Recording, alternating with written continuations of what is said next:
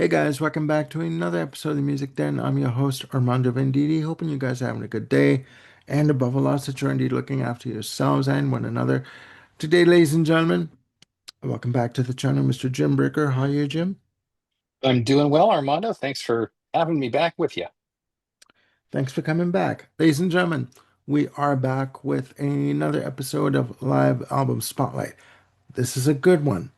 Um, we have in this episode, and Jim's going to show his prop, John Anderson and the Band Geeks live perpetual change. There we go. You're good. You're good. Uh, just a bit of background on this album.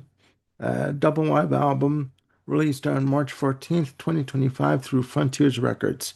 Now, as is the case with Frontiers, when they do release their stock, their CDs, their albums don't stay in print very long. So if you want to get this, get it now.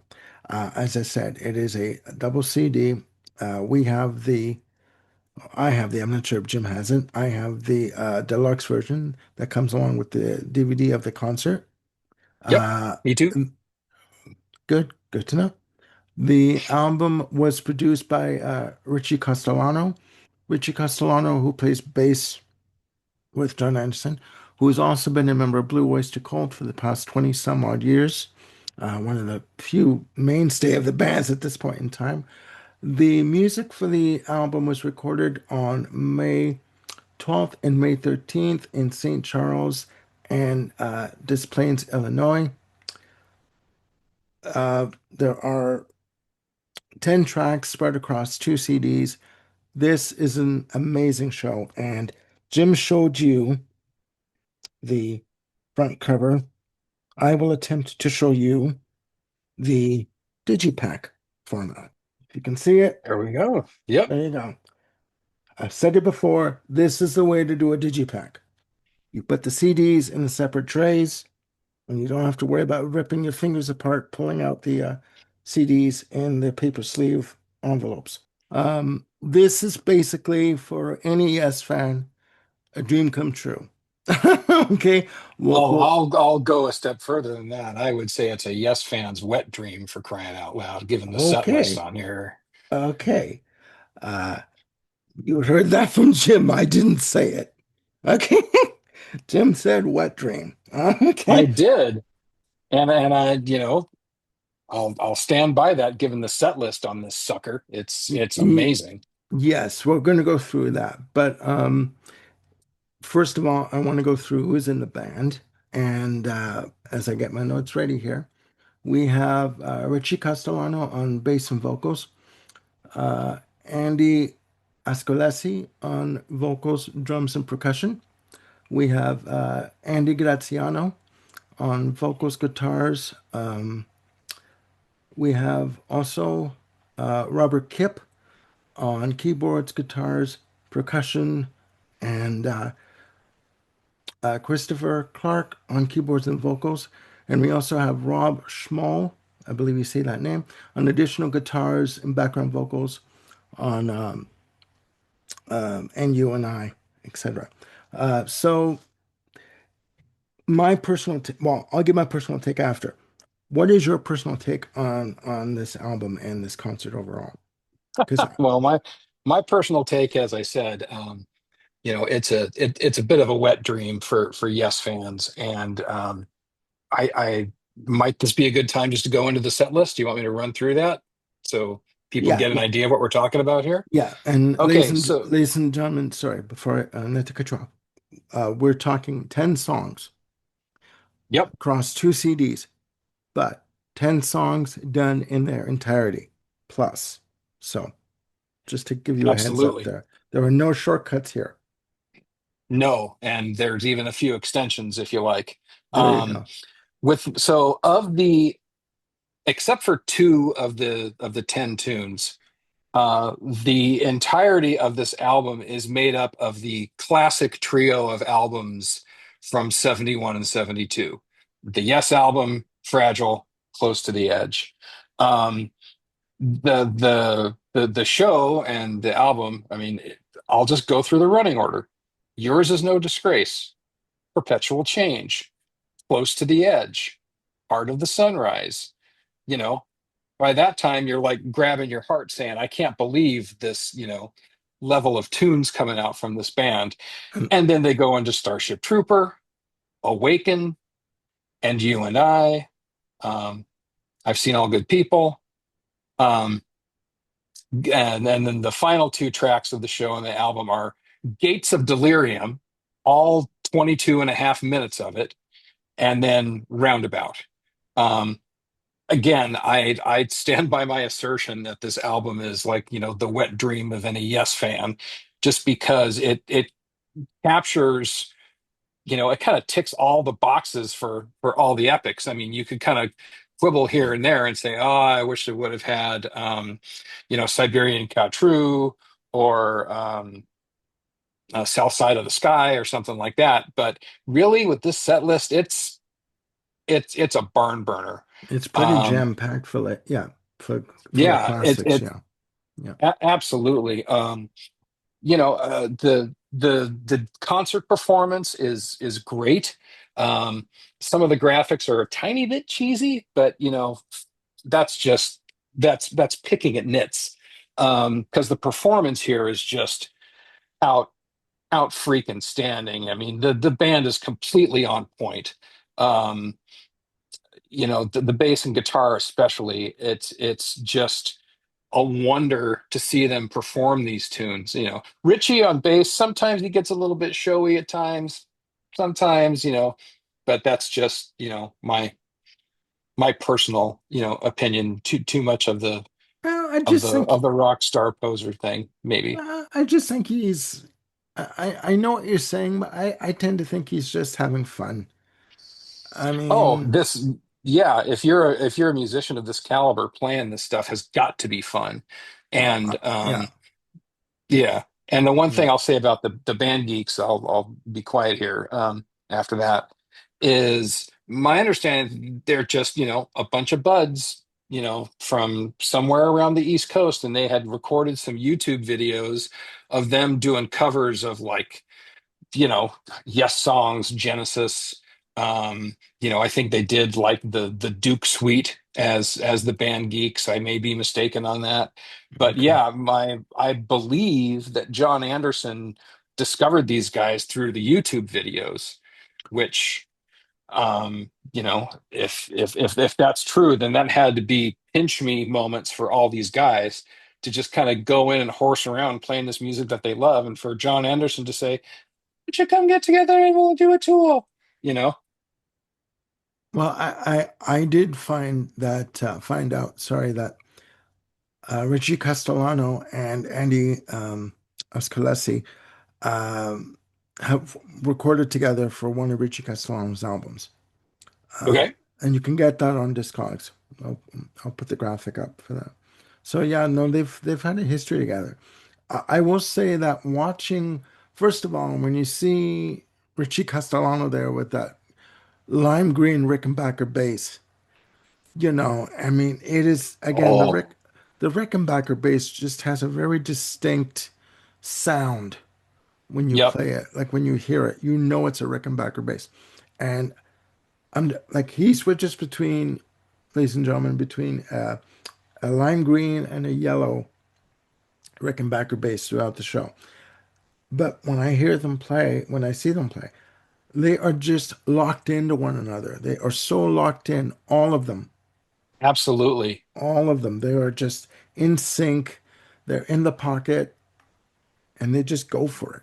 So, but It's yeah, no. amazing how tight these guys are. Oh yeah, yeah. I if I close my eyes and just, or if I just listen to the CD, there are some times where, yeah, it sounds like Steve Howe. It sounds like Chris Squire. It's completely amazing, Yeah. how these guys were able to, you know, take these parts and in some cases adapt them. In some cases, they just nail them completely. Yeah. I'm not going to repeat my phrase, but I still stand by it. Oh, oh yeah. Yeah. Okay. I'll say it. I'll say it. It's a Yes fan's wet dream, ladies and gentlemen. It it Um, is. that should be the One more. subtitle of this episode. Well, that's quite the thumbnails there. Yeah, wet dreams So abound. Go on. there we go. Awaken, and we can do a yeah. Never There we mind. go. Um, There we for go. so There we so for go. me, the experience of the album on CD is just a slightly bit superior than DVD, and the reason is that um, it's just John Anderson. I mean, God bless him, he can still sing extremely well, much better than Phil Collins at this stage of his career, or Springsteen, or Mick Jagger. I mean, John still Yeah, has it. The thing is that seeing his wee little frame on the stage and having him look like, your octogenarian grandfather, it's just a little off-putting. But again, if I'm listening to the I get it. CD, it's still, still a very powerful John Anderson. I think there's only a portion of one tune where they put the key a little bit lower Yeah. so he can still hit it melodically. I don't know if you experienced it that way, Armando, but it again, it's like a knit. No, I get what you're saying. Yeah, yeah. When you sonically, when you hear it, it's like you close your eyes and they're bang on. And the Yep. vocals, his vocals are just great. Richie Castellano coming in on backing vocals along with the rest. It does sound like you're listening to Yes. When you open your eyes and you do see the visual of it, Hmm. the two bald guys at the front of the stage, along with John Anderson in the middle on a platform, like on a riser kind of thing, like to Yeah. step up to the mic. It's like, and you see his frail frame kind of thing, like Yes. it does hit home the fact that he is aging, and yeah, it's jarring. I will say that. Musically, it is spot on. It is fan bloody tastic. Oh, Um, absolutely. I'm glad you mentioned the vocals because yeah, I think everyone on this stage has a mic and they're not I don't think there's a song where everyone is singing a part, but yeah, all the layered harmonies that come from the Yes songs that, Howe and Squire would contribute to, yeah, they pull them off fantastically. I mean, yes, it takes two people on keyboards to emulate, either Wakeman or Mraz, but again, that's a nitpick. They it pull it is. off. It sounds amazing. All of the kind of Hammond organ sounds from the Yes album just sound like drop dead perfect. Yeah, And again, performed, very well. Again, very hard to replicate that giant British organ from the Close to the Edge, but you know, they do a really good job with that too. yeah, yeah. No, no, they do. And the fact again that all of these tracks are done in their entirety, plus a little experimentation here and there, a little extended piece Hmm. here and there. I mean, yeah, no, it is done uh, perfectly. I have again, you close your eyes, you think you're listening to Yes, Yep. like, and I mean, even And I'll for, and I'll sorry, go add ahead. in there more like Alan White, yes, than Bill Bruford, yes. I mean the drummer who is very, very good seems more of the Alan White style than the Bruford style, which again, not many people can do Bruford other than Bill. So, Yeah, yeah. I'm not gonna hold that against him. No, no, no. I mean, let's be honest here. Andy Ascolesi, he attacks the drums, but Yeah. he does so with a good amount of finesse to it as well. Hmm. Yeah. Um, it's not just sitting there and beating out a time and just keeping time. These drum parts for these pieces are very intricate, very varied in terms of time signature changes, and just really have to be alert and like ready to go with it. And he is, to me, to my untrained musical ear, he is on point always, you know. Yeah, Um, yeah. Again, the fact that anyone can pull off, 2 hours plus of this material in one night is just astounding to me. yeah, Um, yeah, to me, this whole album, I saw that the band was touring, and I saw some clips on YouTube. I'm like, holy crap, I hope they do a live album. And they have, and they've gone beyond simple expectations and have put together, I won't say it again, but there it is. It's an astounding release, and certainly um as I'll say just about as good as anything from Yes's prime era in the 70s. I would say so. I would say so. I mean, again, you look at the track listing. Yours is no disgrace. Perpetual change. Close to the edge. And it's just like one, two, three out of the gate. Bang, bang, bang. You're just like inundated with just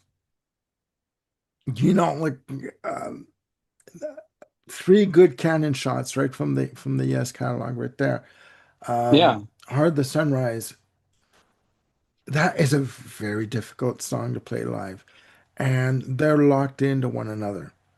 they They're are. locked in with the time signature changes and just amazing, amazing. Um, Starship Trooper. I mean, again, a classic. Um, I have to ask this, Armando. yeah. Did you catch the song quotes that they were dropping into Starship Trooper? Um, They um, they quoted some other piece twice. okay. No, I'm not. I wasn't. I didn't catch that. What you might Well, want I to would I enlighten would us. I would ask you to listen to it again and catch the quotes of Freebird. Freebird. Okay. Okay. Leonard Skinner. Leonard Skinnard. Yup. Okay. Okay. No, I didn't catch that. I did not catch that. You're quite astute there. No, I did not catch that. I did not I'm catch like, that. wait a minute, that sounds familiar, and turns out it is. Yeah. Yeah. No, definitely. I mean, yeah, it's fantastic. And I gotta tell you, this was the first time I heard Awaken. Okay. I know it's from, Going for the One. But it's been quoted as being a beautiful song. Hmm. That it's apparently one of John Anderson's favorite songs that they've ever done.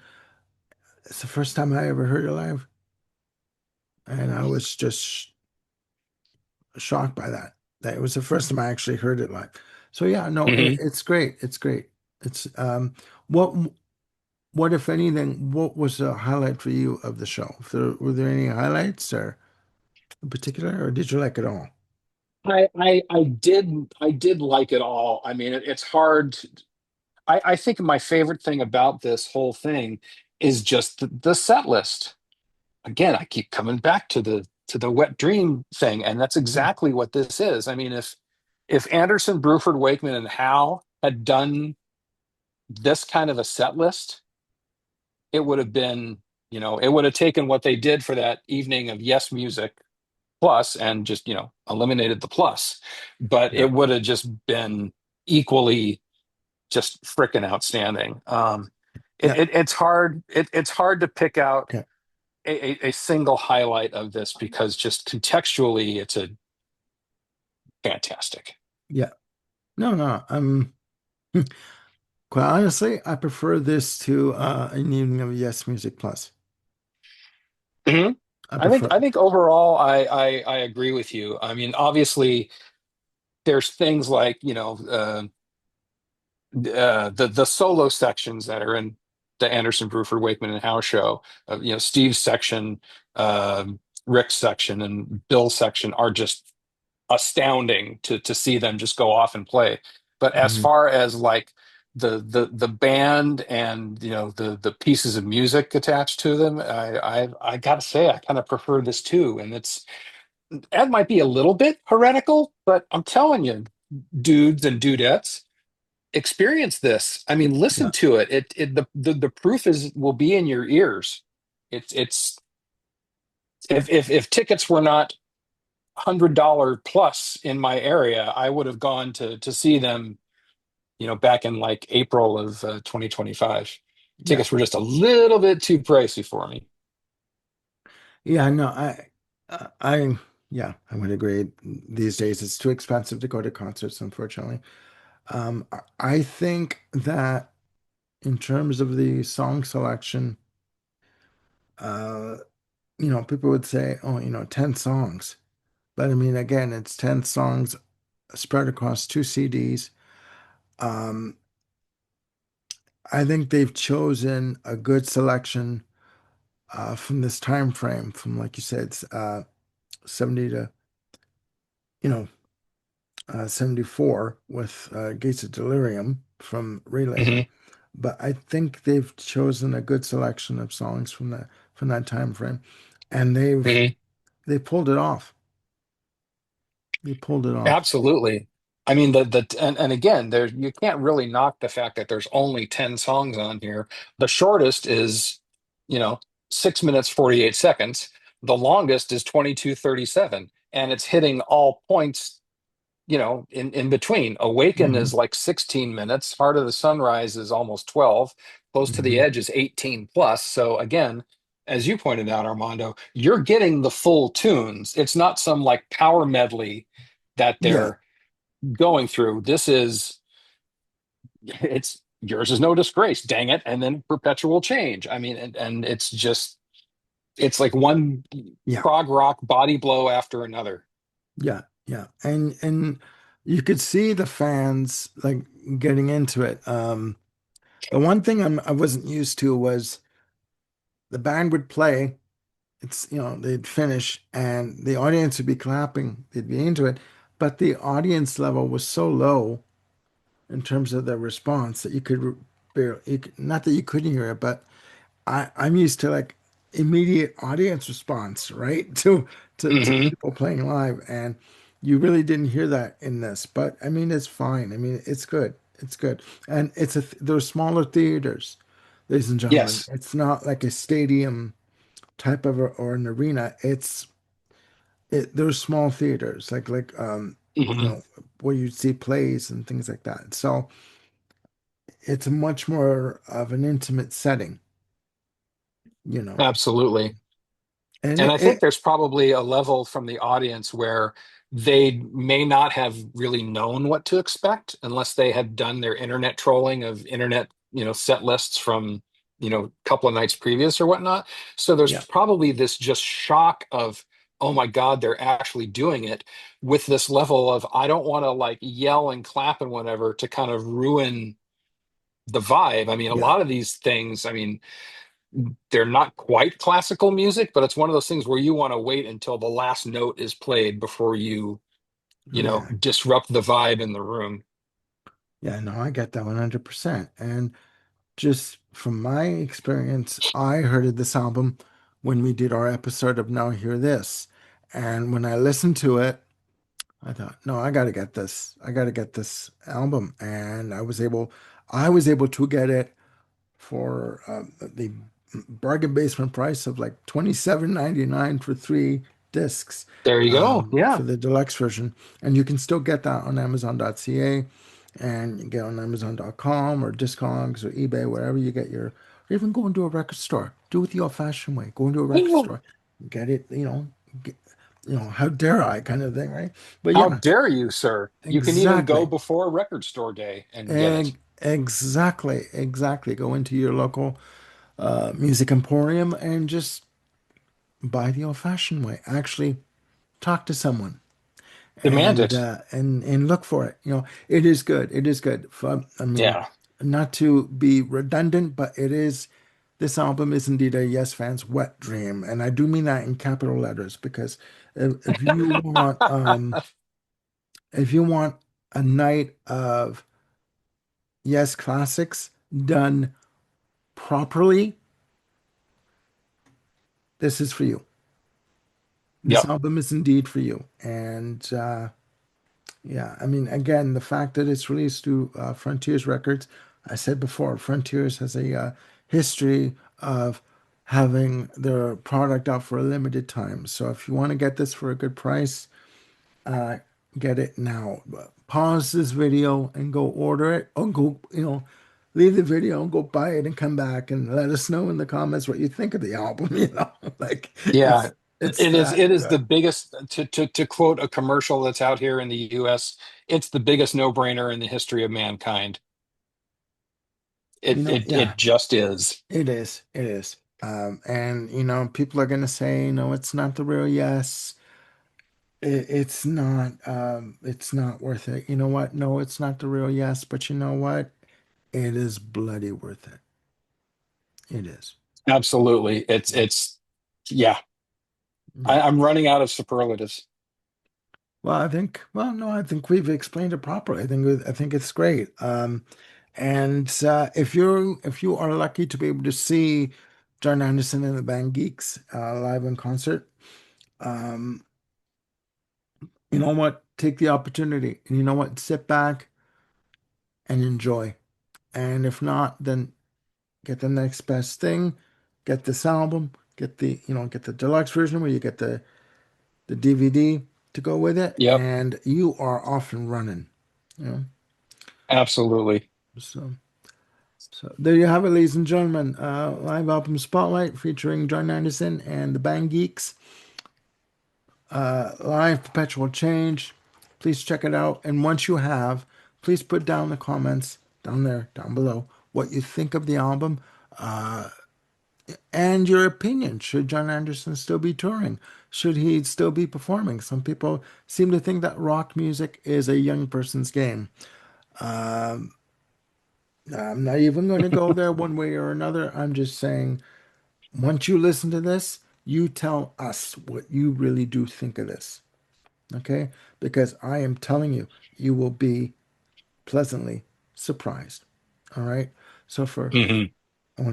I was going to say, I want to thank Jim Bricker for coming along with me for the first of Thank two you. live album spotlights. You're welcome. We will be back with another live album spotlight featuring Frank Zappa, Cheaper Than Cheap. All right, we'll be back with that soon. And please look after yourselves and one another. Click like and subscribe, and do hit the notification bell to keep yourselves on top of any new content we've got coming up. And we've got some more ideas coming up. And you know what? I'm going to be mentioning this from when this is going to air. Jim didn't know this, but I'm going to mention this. We Okay.